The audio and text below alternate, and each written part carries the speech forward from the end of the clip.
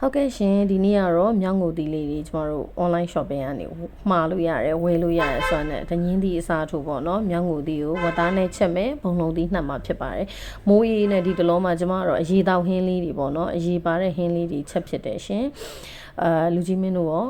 အိမ်မှာဘာတွေချက်နေကြလဲဟုတ်ကဲ့ဒါကတော့ကျမတို့ဝတ်သားချက်ဖို့အတွက်ဝတ်သားနဲ့မြောင်းငိုသီးနဲ့ချက်ဖို့အတွက်ကိုဝတ်သားကိုစီးတက်ပြီးတော့စချက်နေတာဖြစ်ပါတယ်မြောင်းငိုသီးကတော့ကျမတို့ပြီးတော့မှဝတ်သားဟင်းပုံစံလေးဝတ်သားနည်းနည်းထန့်သွားပြီးတော့အဆင်ပြေပြီးဆိုမှမြောင်းငိုသီးလေးထည့်မှာဖြစ်ပါတယ်ရှင်တစ်ဖက်မှာတော့ကျမတို့ဝတ်သားကိုလုံးချက်နေပြီးတစ်ဖက်မှာလည်းကျမတို့ဘုံလုံးသီးကိုနှက်မှာဖြစ်ပါတယ်ဘုံလုံးသီးကတော့ကျမတို့ပစွန်ကြောက်လေးပစွန်စိတ်ကလေးတွေရတော့အဲ့ဒါလေးနဲ့ဘုံလုံးသီးနှက်လိုက်ပါတယ်အစာတော့မတွတ်နေတော့ဘူးကျမအဆင်ပြေသလိုလေးပဲအရှိတောင်းလေးချက်လိုက်တာပေါ့နော်ဟုတ်ကဲ့ရှင်ကျမလိုပဲဒီတလုံးမှာ